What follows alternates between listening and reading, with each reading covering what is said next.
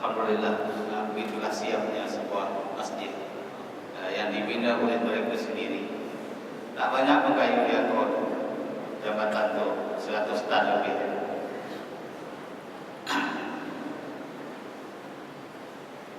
Sekarang sudah dibina asrama laki, asrama perempuan, dan sekarang sedang dibina lagi sebuah sekolah, bangunan sekolah. InsyaAllah. Jadi masjid ini ingin saya beritahu, kita mula bina pada September tahun 2012. Hari pertama kita tegakkan tiang itu, dah ada orang masuk Islam. Sebab mendengar masjid sudah mula dibina di sini. Masjid yang terdekat ada 60 km. Itu masjid terdekat. Tak jauh lah kan, dekat saja 60 km. Jadi kita bina adalah masjid pertama di kawasan pedalaman yang kita bina. Alhamdulillah dibina sendiri dengan titik peluk saudara-saudara baru kita yang baru beriman. Tapi mereka sungguh-sungguh, sungguh-sungguh tanpa upah. Kita tak bagi upah, tapi saya memberi kerja kepada mereka. Mereka hanya minta kos. Contohnya kalau kayu, satu batang tiang itu tiang jemaah, kayu belian, kayu keras, harga biasa RM21 satu kaki. Mereka hanya minta RM7. Bila saya tanya, RM14 lagi macam mana? Itulah jihad kami. Mereka baru Islam. Memang saya secara jujur saya mengalir air mata bila melihat keadaan mereka begitu sungguh-sungguh, semata-mata untuk Islam. Malah dalam waktu pembinaan masjid ini ada seorang pemotong kayu yang kita tengok videonya, potong kayu itu. Dia boleh belah kayu sebelah kanan. Namanya Joseph. Joseph ini akhirnya memeluk Islam. Kita nampak dia mengucap syahadat tadi. Waktu dia menebang kayu bersama-sama dengan kawan-kawan itu, dia belum Islam. Malah sebelum itu dia adalah orang yang paling kuat menentang Islam di situ. Itulah Joseph. Dia selalu mengejek umat Islam. Kawan-kawan yang baru masuk Islam waktu itu, waktu awal-awal saya datang, tak ramai lagi, baru 10-20 orang masuk Islam. Diejek oleh Joseph ini. Kami orang Kristian ada gereja. Kamu mana kamu punya masjid? Orang Islam. Itulah cabaran-cabaran yang kita terima kan? Dan bukan Joseph seorang, ramai lagi yang lain untuk cerita begitu. Akhirnya bila Joseph ini mendengar kawan-kawannya mahu membina masjid, dia terbuka hati, telefon saya, minta izin nak bantu. Sebab saya syaratkan orang yang nak membina masjid ini, yang nak bekerja tebang kayu dan sebagainya, mestilah orang Islam, mestilah orang beriman. Kalau tidak saya tak kenal. Tapi dia sendiri telefon, dia minta izin,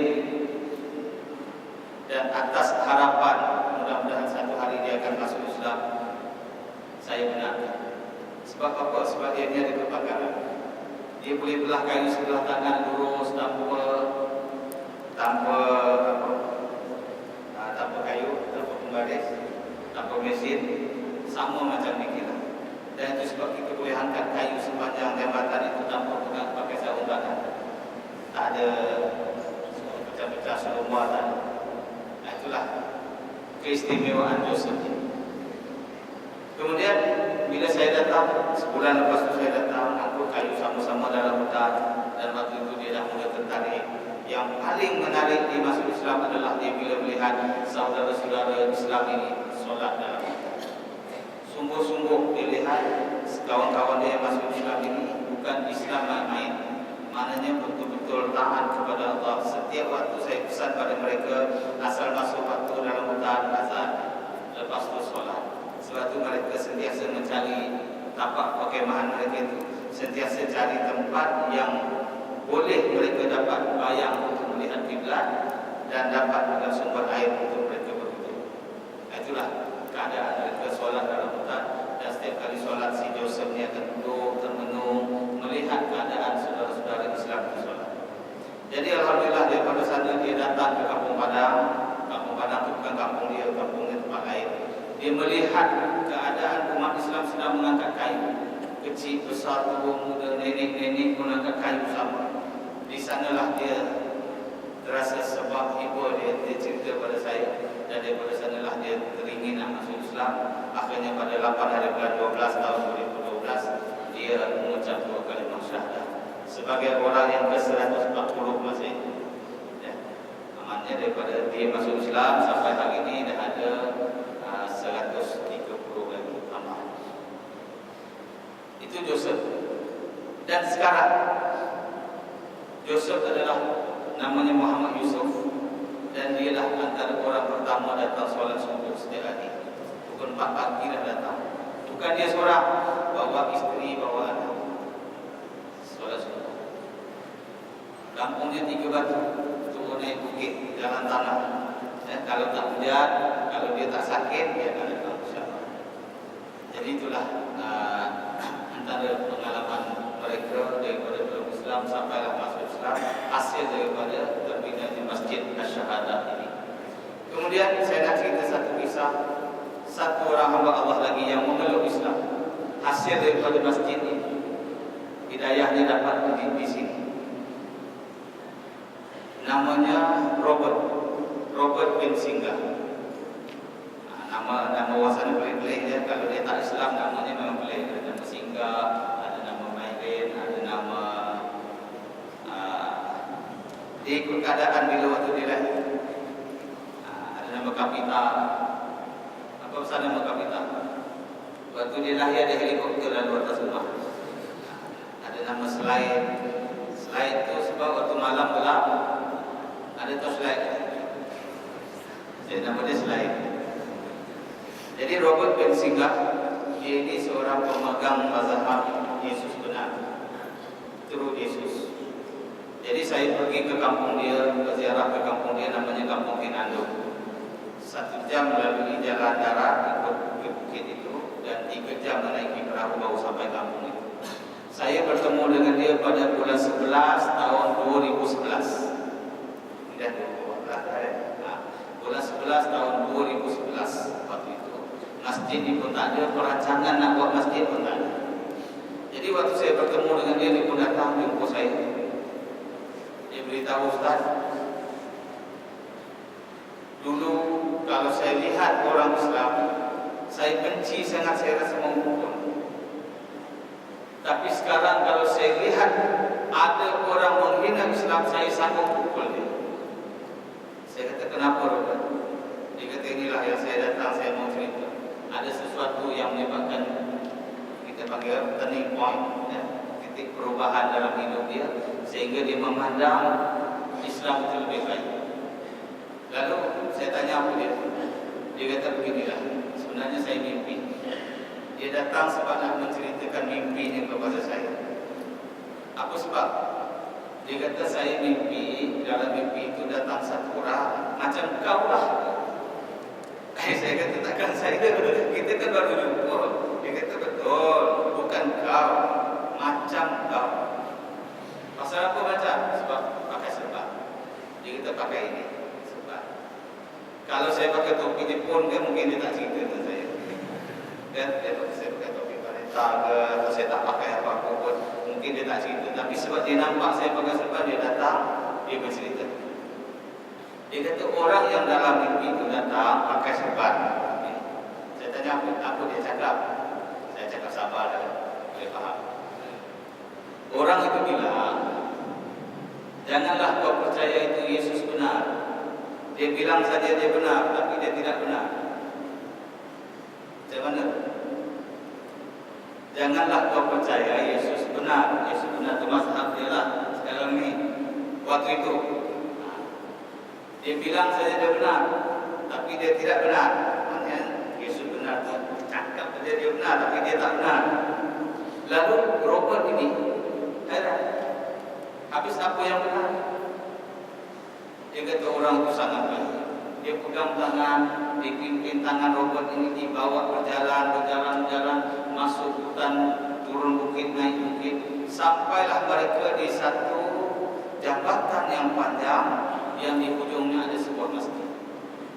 2011 ya, masjid masjid ini tak ada lagi. Jadi orang itu tunjuk pada masjid. Robert itulah yang benar. Lalu Robert hairan. Robert kata, itu masjid, itu orang Islam. Lalu orang itu berkata, wahai Robert, benar, Islamlah yang benar. Bagus kamu masuk Islam. Waktu itu Robert keheranan. Robert bertanya dengan orang itu, siapa kamu? Orang itu jawab, sayalah Nabi Muhammad. Saya terkejut. Saya terkejut sebab apa? Dia belum Islam waktu itu. Untuk hilangkan terkejut, saya tanya, mungkin dia dah Islam. Saya bertanya, Robert, kau sudah Islam? Selama dia jawab, kafiro. Tahu pula dia orang beda cakap beda kafiro. Rupanya saya tanya-tanya orang sana, kafiro tu bukan kafir, maksudnya belum Islam. Jadi tak apa.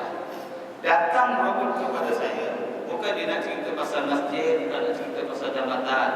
Dia nak tanya saya, siapa yang bernama Nabi Muhammad? 1 jam saya bercerita dengan dia. Waktu itu duduk bercerita Nabi Muhammad itu lahirnya di Mekah, hijrahnya ke Madinah, bawa Islam, perjuangkan Islam, menghadapi berbagai-bagai cabaran. Cerita pada dia 1 jam sampai dia faham siapa Nabi Muhammad. Nabi Muhammad itu Nabi yang akhir, Nabi akhir zaman, Nabi sebelumnya, Rasul sebelumnya Nabi Isa alaihissalam. Akhirnya dia kata, Ustaz, mungkin sekali 2 kali lagi kalau Ustaz datang, mungkin saya masuk Islam. Saya datang berkali-kali, dia belum Islam. Tapi anak-anaknya seorang demi seorang masuk Islam. Alhamdulillah, sehinggalah pada satu hari waktu kita mula hampir siap masjid ini, waktu itu dinding ini semua tak cat lagi. Ya. Cuma dah ada lantai, dah ada bumbung. Lalu saya kata masjid ini perlu kita gunakan. 9 Februari tahun 2013. 2013 tahun sudah ya, 2013. Jadi waktu itu datang Robert datang waktu petang hari Jumaat, sehari sebelum pembukaan masjid ini. Saya ternampak Robert di hadapan di jambatan. Saya kata, Robert ini kalau dia tidak ada hajat yang besar, dia tak akan datang. 4 jam perjalanan, 3 jam naik perahu, 1 jam ikut jalan lori barat baru sampai sini. Kalau kita 4 jam boleh sampai mana? Dari Tanjung Malim. Boleh sampai Penang, boleh sampai Kedah. Lalu sudah pun boleh sampai. Kalau 4 jam ikut highway, dia bukan ikut highway, dia ikut sungai. Kalau bukan hajatnya besar, tak datang. Lalu cepat-cepat saya naik atas jambatan. Ya. Tunjukkan jambatan. Di sini lah.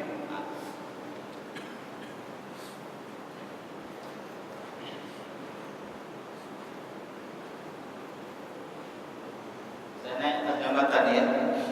Saya nampak Robert, saya pegang tangan dia. Saya panggil Aman. Aman tu panggilan hormat orang sana. Berada ke abang ke pakcik macam tu.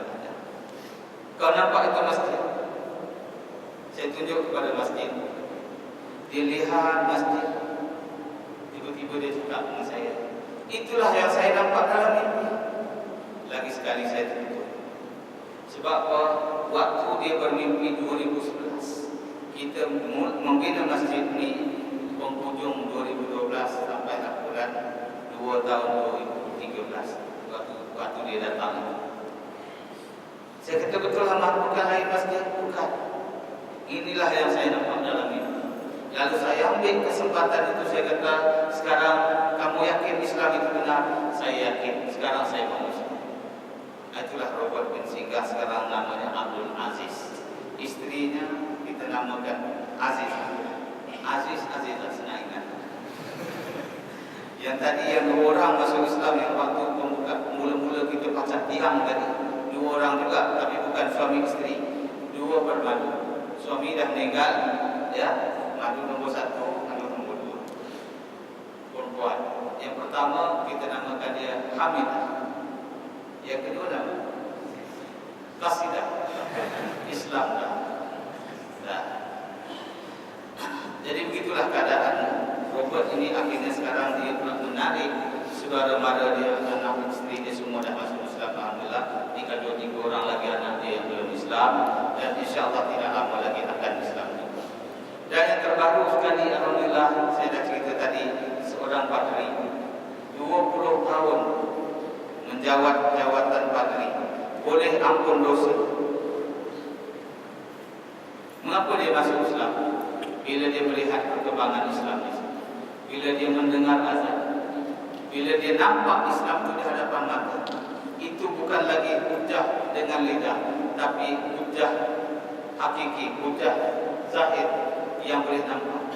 Sebab itu dia datang dan dia memeluk Islam. Dia yakin Islam itulah kebenaran. Sanggup dia tinggal gaji 2.700. Sekarang selai sepinggang. Pada umat Islam lah, kita saudara-saudara dirahim kena bantu. Kalau ada nak kirim zakat, boleh kirim. Bagi pada saya sampaikan pada dia pengorbanan. Dan saya yakin insya-Allah selepas ini, setelah padrinya masuk Islam, dia bukan padri satu gereja, dia padri 2 gereja. Satu daerah dia bukan padri besar. Jadi maknanya selepas ini kita menanti insya-Allah ramai lagi satu kampung demi satu kampung akan memeluk Islam, insya-Allah. Jadi inilah tujuan kita, mengapa kita hidup, mengapa kita buat.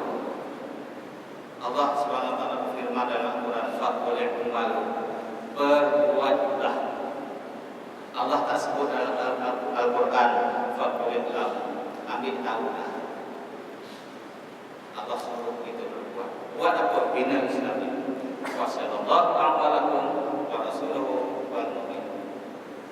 Allah akan menilai, Rasul akan menilai, orang mukmin akan ikut.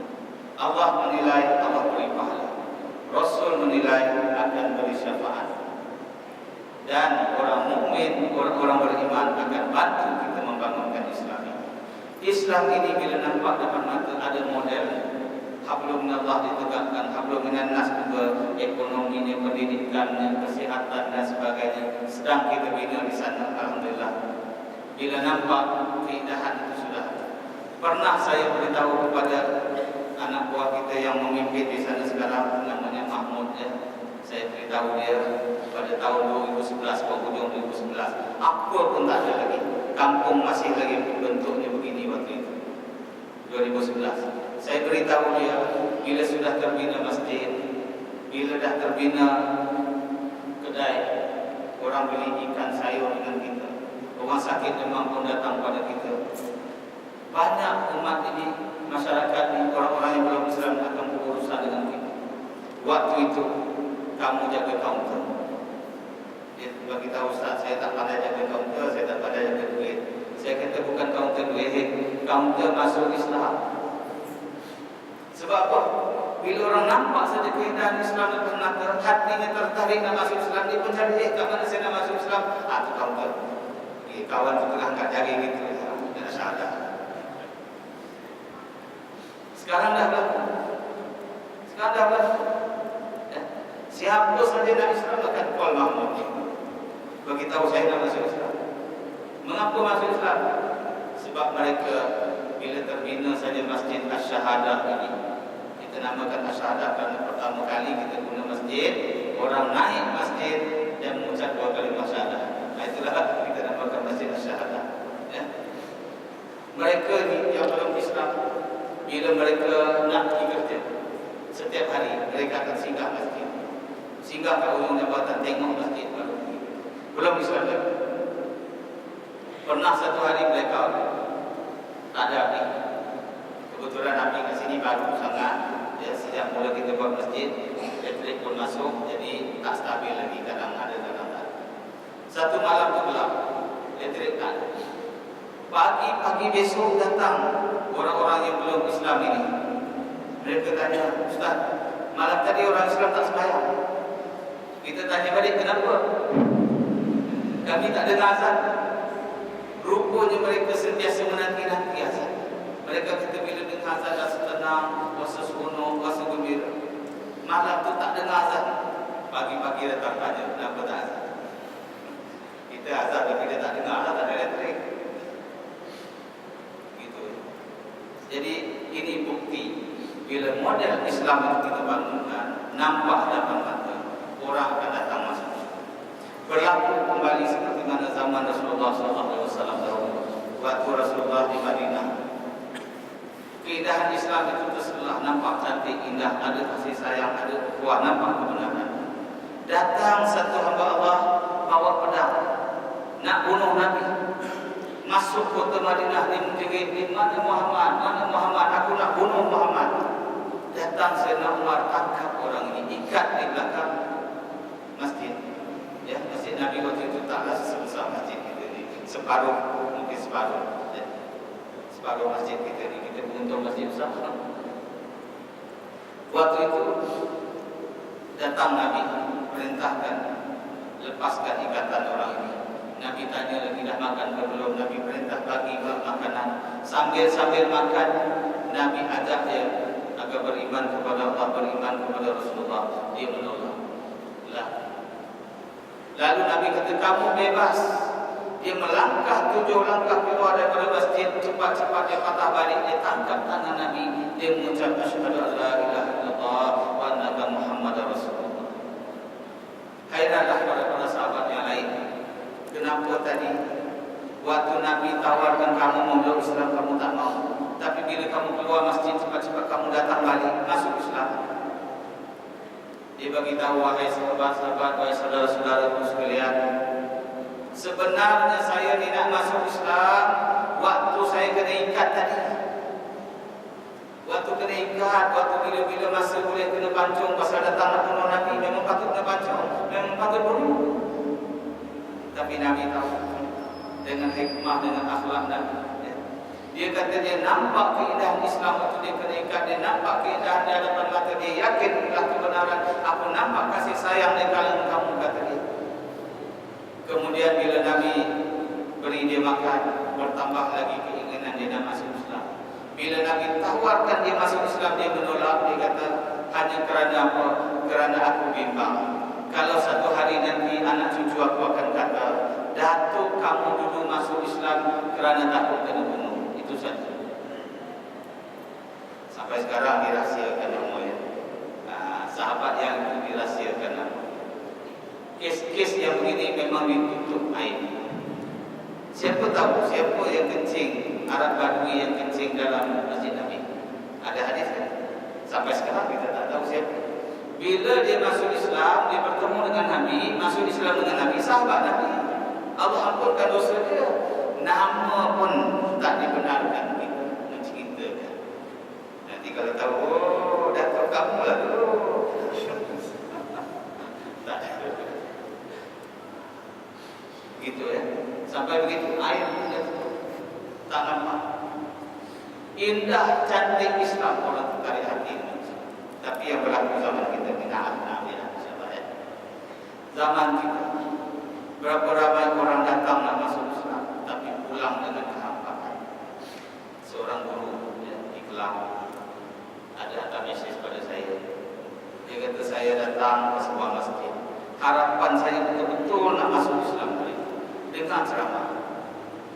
Di hujung ayat dia beritahu saya datang dengan penuh pengharapan, balik dengan kehampaan. Tapi dia tak ceritalah. Tapi yang benar-benar berlaku, seorang insan yang ke-19 memeluk Islam. Saya tunjuk.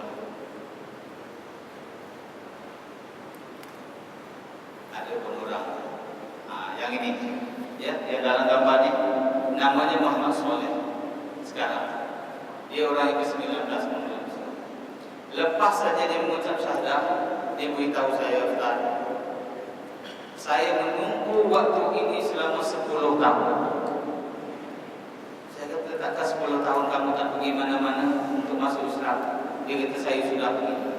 Saya sampai ke satu tempat, orang Islam, pejabatlah Islam kita, nak masuk Islam, mereka halau saya.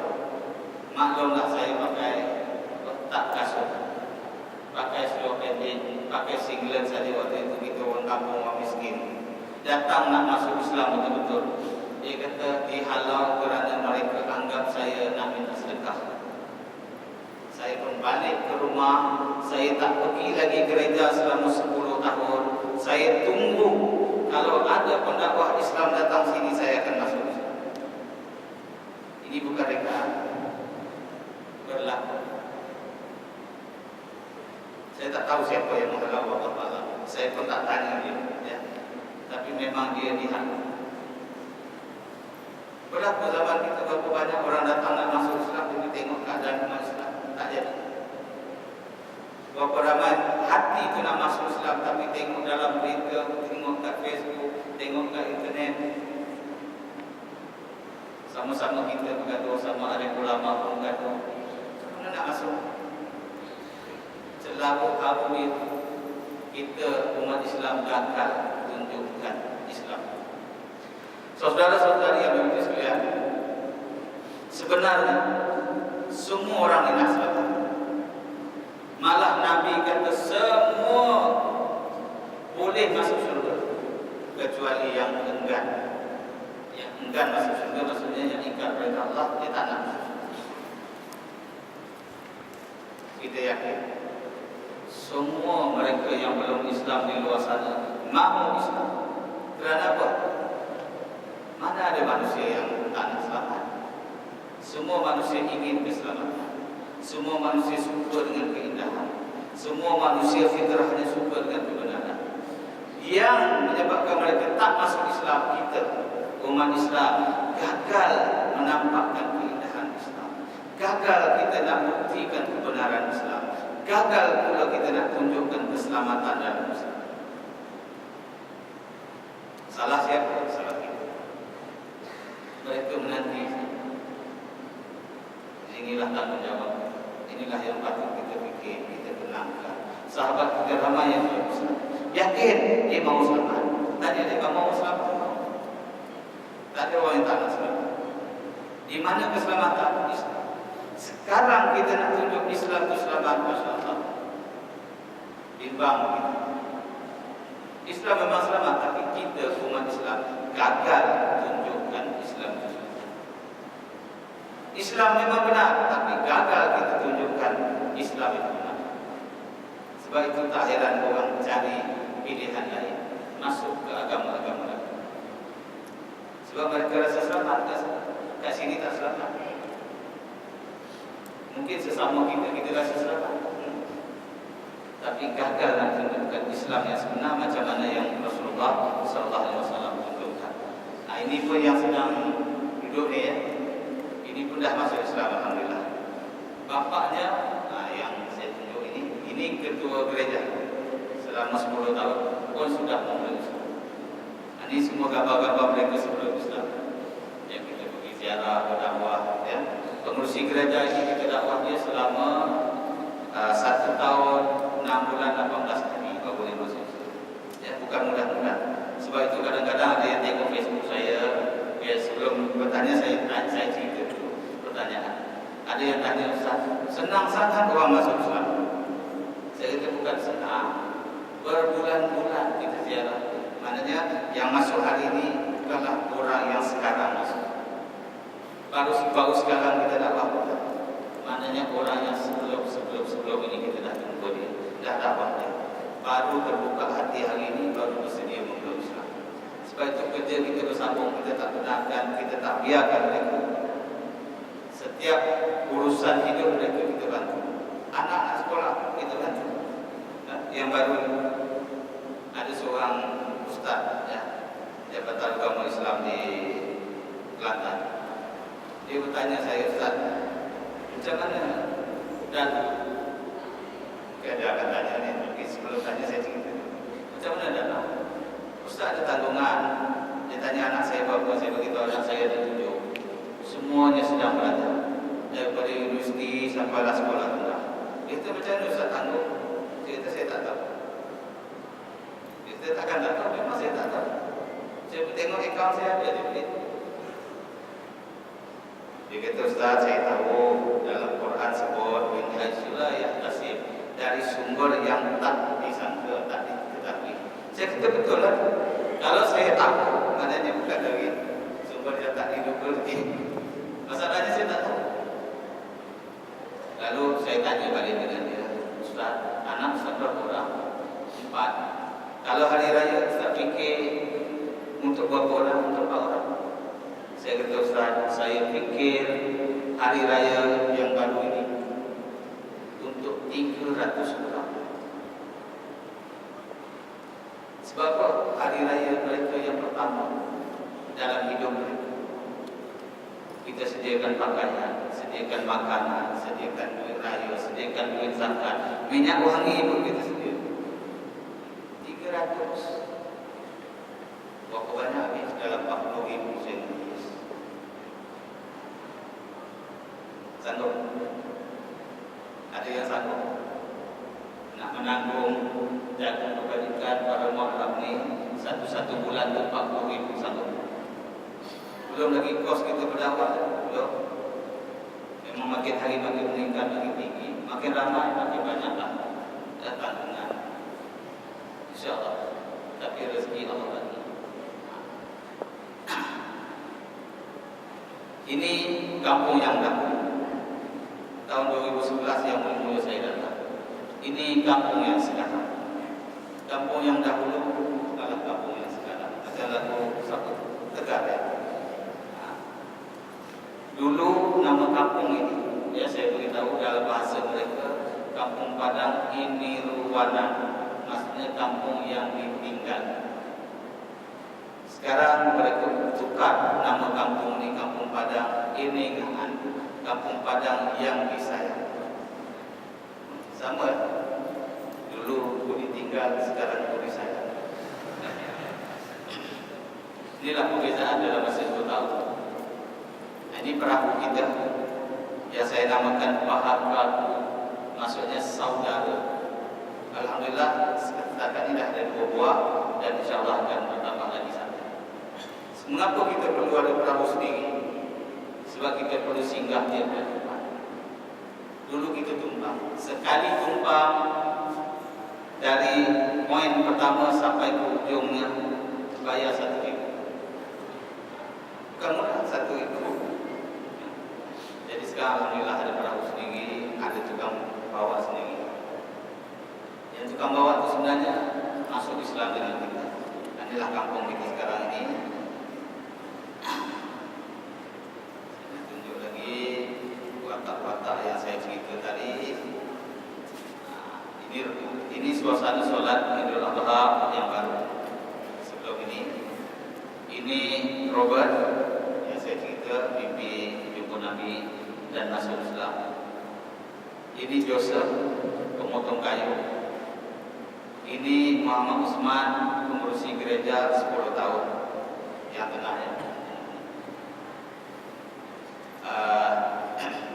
Sebelum saya cukup sekadar itu untuk malam ini. Tapi sebelum kita mengakhiri majlis di mana-mana pun saya akan cerita begini. Iman kita dah lihat saudara-saudara baru kita mengucap syahadat ya. Mereka beriman, mereka bersih dan mereka baru dibina.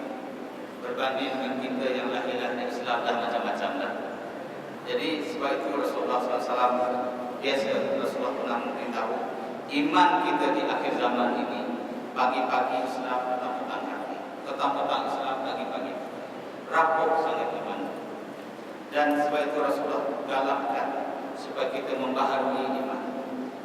Baharui iman, sahabat tanya bagaimana nak baharui iman?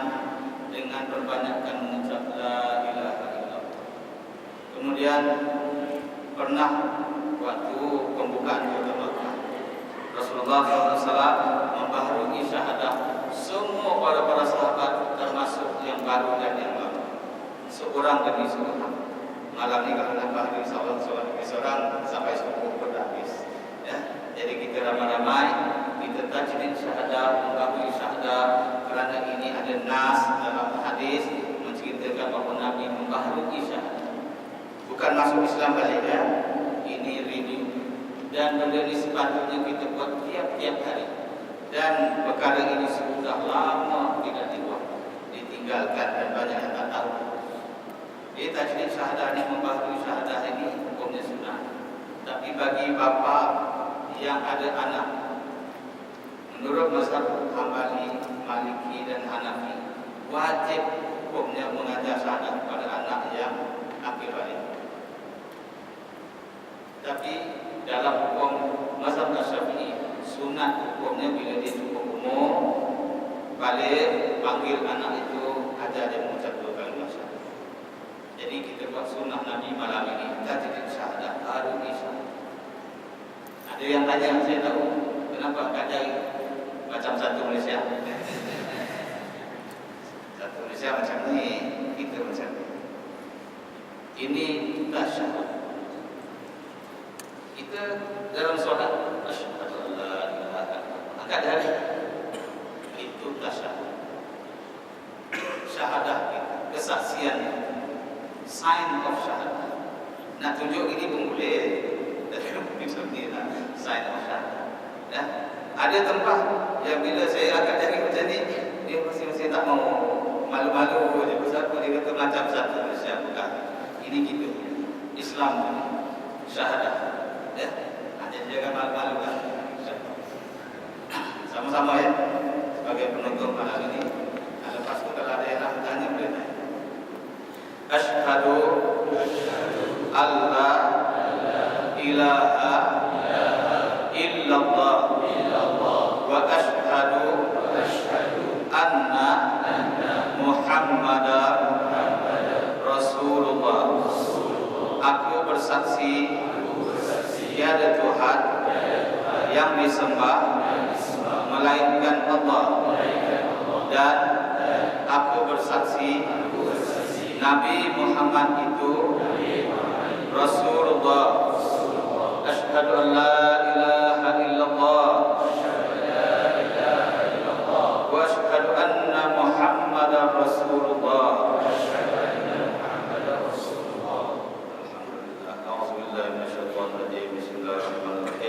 Alhamdulillahirabbil alamin, wassalatu wassalamu ala asyrafil anbiya'i wal mursalin wa ala alihi washabbihi ajma'in. Rabbana la tuzigh qulubana ba'da idh hadaytana wa hab lana min ladunka rahmah innaka antal wahhab. Allahumma ighfir lana bi husnil khatimah wa la tahrim alaina ya Allah bi su'il khatimah. Rabbana atina fid dunya hasanah wa fil akhirati hasanah wa qina adzabannar. Wa sallallahu ala sayyidina Maulana Muhammad wa ala alihi washabbihi ajma'in. Subhana rabbika rabbil izzati amma yasifun wa salamun alal mursalin walhamdulillahi rabbil alamin. Assalamualaikum warahmatullahi wabarakatuh. Assalamualaikum muslimin dan muslimat yang berbahagia sekalian. Jadi kita akan buka 2-3 soalan sebelum kita mengakhiri majlis kita pada malam ini. Jadi bagi mana muslimin maupun muslimat yang ingin mengajukan soalan, boleh mengajukan soalan terus kepada Al-Fatihah Ustaz Fatihah Ustaz. Terima kasih.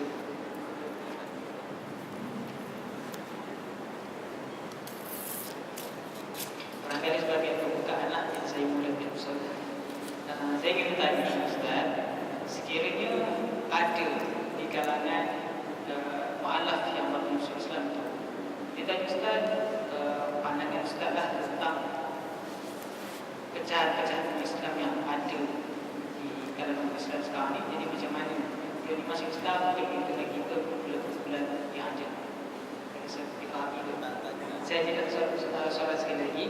Apa pandangan Ustaz kalau ditanya oleh mu'alaf, seandainya mu'alaf bertanya, apa pandangan Ustaz tentang perpecahan umat Islam kepada kelompok yang ada di zaman sekarang? Jadi adakah perlu mereka selepas masuk Islam perlu pula untuk join kelompok tersebut?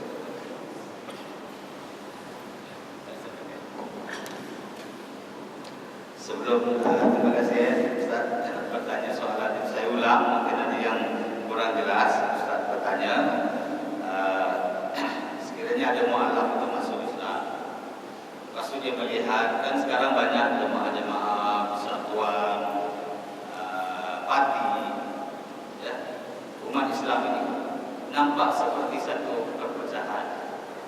Kemudian adakah perlu mereka itu masuk mana NGO atau jemaah atau persatuan? Ada juga orang tanya saya ya. Sebelum saya jawab Dia kata, kenapa Ustaz tak buat persatuan? Kenapa tak buat persatuan mu'alaf? Mu'alaf kan dah ramai. Bila buat persatuan mu'alaf kan boleh dapat bantuan. Sebab saya bergerak sebenarnya tak ada persatuan. Saya, isteri dan anak-anak dibantu oleh beberapa orang sahabat. Itu saja. Ya. Jadi kenapa tak buat persatuan? Maknanya nak menambah lagi satu persatuan. Mereka bertanya kenapa tak buat persatuan mu'alaf.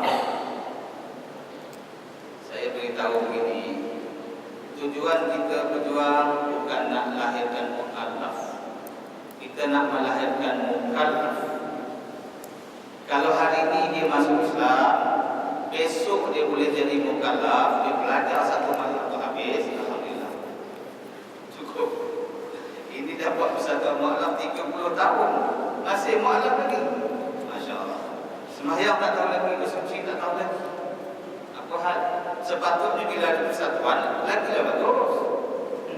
Tapi tak ada, realitinya tak ada. Jadi itu sebab baik tak baik.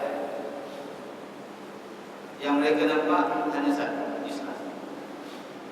Yang kita nampakkan kepada mereka juga hanya satu, Islam. Jadi perlukah mereka masuk ke persatuan-persatuan lain? Tak. Sebab kita berdakwah di sana tujuannya nak melahirkan model, nak tunjuk contoh nilai. Jadi adakah persatuan-persatuan yang banyak yang berpecah? Matlamatnya satu. Selagi umat Islam itu satu akidah, satu ibadahnya syariat, wajib dia buat, sunat buat, haram tinggal, makruh tinggal, yang harus dijadikan ibadah. Satu akhlak, ikut akhlak Nabi. Satu jalan perjuangan yang kenal, yang mana kawan, yang mana lawan. Selagi dalam keadaan itu, duduklah jemaah mana, duduklah di negara mana pun, kita tetap bersatu. Tapi kalau kita duduk dalam satu jemaah, satu persatuan, dalamnya ada Syiah, dalamnya ada Sunnah, dalamnya ada Khawarij, dalamnya ada Mu'tazilah, dalamnya ada Mujassimah dan macam-macam lain. Walau dalam satu pertubuhan tidak bersatu. Boleh faham ya?